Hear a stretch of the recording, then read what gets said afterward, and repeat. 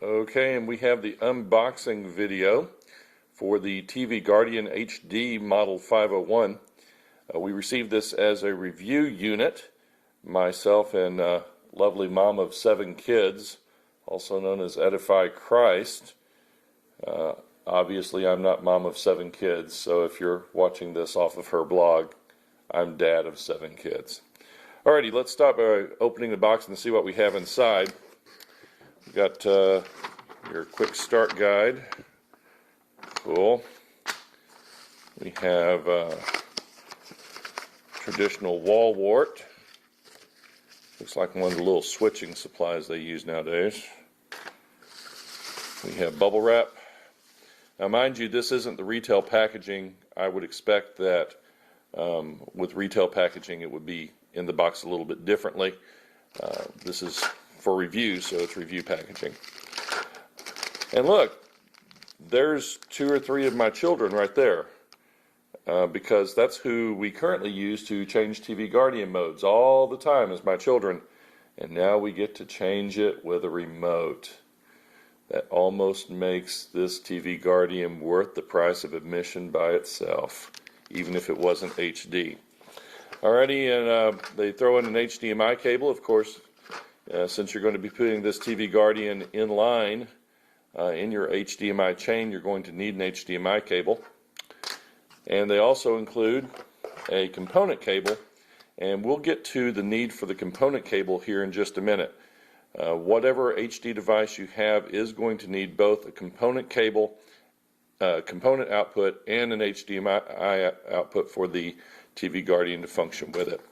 And then finally we have the TVGuardian HD box itself. Looking onto the back,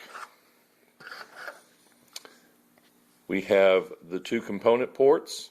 We also have a USB port, which I suspect is used for upgrades and updates. See if I can get some of the light glare off of that there.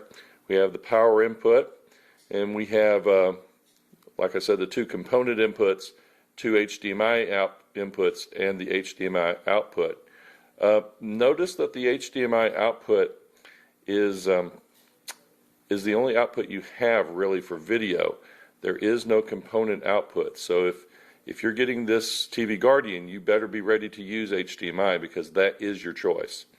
Also over here on the right we have digital audio inputs if you need to use digital audio input, as well as your HDMI, input 1, input 2, and we do have an output there. Don't know what the auxiliary is for. Obviously, there's this nice little sign here saying it is not for telephone, so don't plug a phone jack in there. The next step, we're going to hook this up to the system and see how it installs. Okay, now it's time for us to hook the TVGuardian up to the actual DVR system or satellite receiver or whatever you have, perhaps a Blu-ray player or a DVD player that you're going to use. Now, let me go ahead and give you a shot of the front of the device. There you go, there it is, the TVGuardian HD. And so here on the back, we're going to be plugging in HDMI, we're going to be plugging in component, we're going to be plugging in power. And one thing I would say is anytime you're going to add any device into the video or audio feeds on your system, do yourself a favor, make sure it works without the device added first. So get everything up and running, and then it's just a simple pulling of one cable and sort of adding it to the loop to get it installed and working correctly. Okay, so here we go. I'm going to plug in some power here. Now, if I read the directions, it probably tells me to plug in the power last, but I wanted to show you because the digital audio output there is actually a fiber optic output. It uses a form of laser to send the signals around. If we look around back, here is the back of my Verizon Fios unit. And there are certain jacks that we need to be looking for. First jack we need to be looking for is the HDMI jack. And the HDMI jack is just over there below the fan, right about there. The other jack that we need is the composite video jack. Now I'm going to remove a red cable so you can see the composite video jack on this system. it would be that second jack right back there. The reason we need this video jack is that that is the feed that the TVGuardian is going to use to get the information, the closed captioning stream that it needs to mute the audio. The way TVGuardian works is it watches closed captioning. When a closed captioning stream comes along with a word that is not approved, it will then, using whatever parameters are built into it, mute the audio for the length of that closed captioning segment and then turn the audio back on. It will also display on your screen, if you ask it to, an alternate version of the text. So it needs to have a closed captioning stream, and they don't have that on HDMI, so it's still going to be plugging into the component jack. Okay, getting out our cables. I'm going to go from input number 1 for the component over to the same input on the back of my Verizon box. I'm then going to remove the cable from the back of my Verizon box, like so, the HDMI cable, and that's going to go on the output of the TVGuardian. I'll then take the cable supplied with the TVGuardian and I will plug it into input number 1.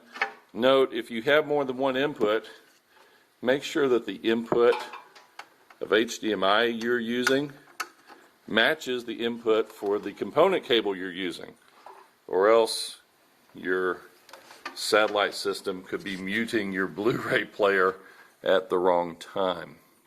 And then we're going to stretch way over here. There we go. Thank you for the lighting help.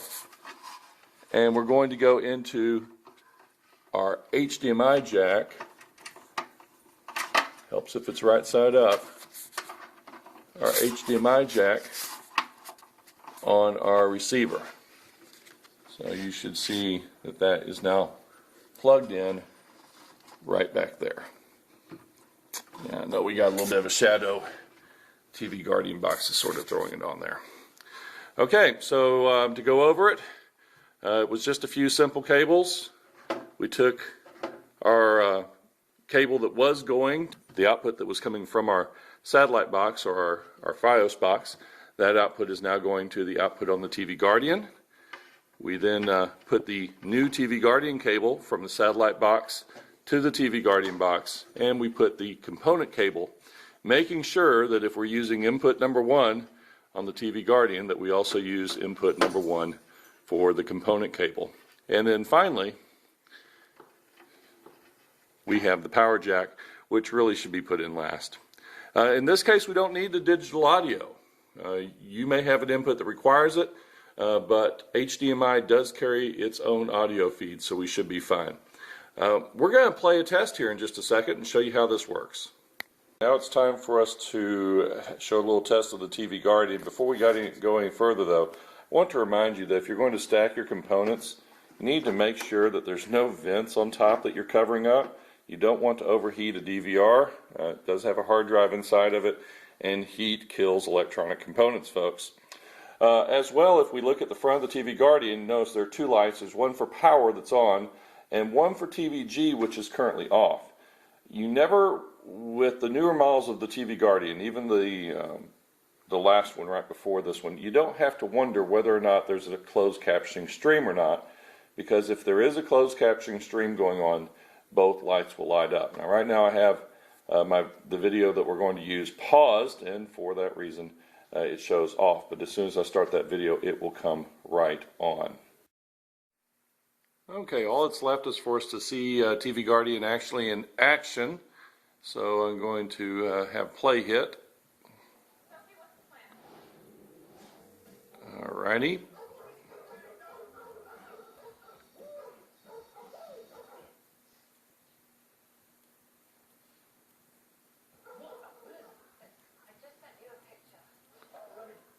So what you saw there was there's a place where the actor said a word, it was included in closed captioning, it was one of the words that was filtered out by TVGuardian, and so it deleted the audio for that segment and showed a closed captioning clip at the bottom, so we can see that our TVGuardian is working correctly. Hope that this unboxing video has been of some use to you. If you get a chance, let the guys over at TVGuardian know that Mom of 7 Kids sent you their way, and I do hope that this proves to be a benefit and a blessing to your family.